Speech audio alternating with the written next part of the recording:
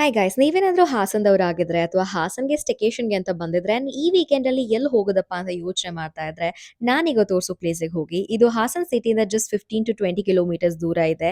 ನಾವು ಹೋಗ್ತಿರೋ ಹಳ್ಳಿ ಬಂದ್ಬಿಟ್ಟು ಸೀಗೆ, ನಾವು ಹೋಗ್ತಿರೋ ಪ್ಲೇಸ್ ಬಂದ್ಬಿಟ್ಟು ಸೀಗೆ ಗುಡ್ಡ ಅಂತ ಹೇಳಿ. ಇದನ್ನ ಸಿದ್ದೇಶ್ವರ ಬೆಟ್ಟ ಅಂತ ಕೂಡ ಕರೀತಾರೆ.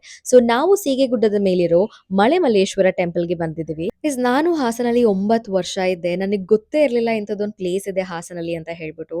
ಸೊ ಹಿಸ್ಟ್ರಿ ಪ್ರಕಾರ ಇದು 15th or 17th ಸೆಂಚುರಿ ಹಳೆ ಟೆಂಪಲು. ಬಟ್ ಲೋಕಲ್ಸ್ ಅವ್ರು ಹೇಳೋ ಪ್ರಕಾರ ಇದು ರೀಸೆಂಟಾಗಿ 2015 ಕನ್ಸ್ಟ್ರಕ್ಷನ್ ಕಂಪ್ಲೀಟ್ ಆಗಿದೆ ಅಂತ ಹೇಳಿದ್ರು.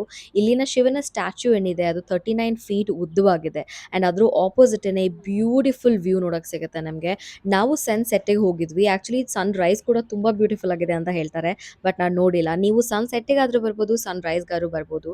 ಒಂದು ಕಡೆ ಬೆಟ್ಟ ಅದೆಲ್ಲ ಇದೆ, ಇನ್ನೊಂದು ಕಡೆ ಫುಲ್ ಸಿಟಿ ವ್ಯೂ ನೋಡೋಕೆ ಸಿಗುತ್ತೆ.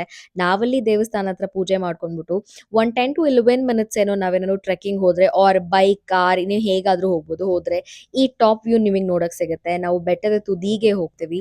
ವ್ಯೂ ಮಾತ್ರ ಪೈಸಾ ವಸೂಲಾಗಿದೆ. ಆ್ಯಂಡ್ ಆರಾಮಾಗಿ ನೀವು ಅಲ್ಲಿ 1 to 2 to 3 hours ಚೆನ್ನಾಗಿ ಸ್ಪೆಂಡ್ ಮಾಡಿ ಬರ್ಬೋದು. ಆ್ಯಂಡ್ ತುಂಬಾ ಹತ್ರದಿಂದ ನನಗೆ ಈ ವಿಂಡ್ ಮಿಲ್ ಕೂಡ ನೋಡಕ್ ಸಿಕ್ತು. ನಾನು ಆಕ್ಚುಲಿ ವಿಂಡ್ ಮಿಲ್ ಇಷ್ಟು ಹತ್ರದಿಂದ ನೋಡೇ ಇಲ್ಲ.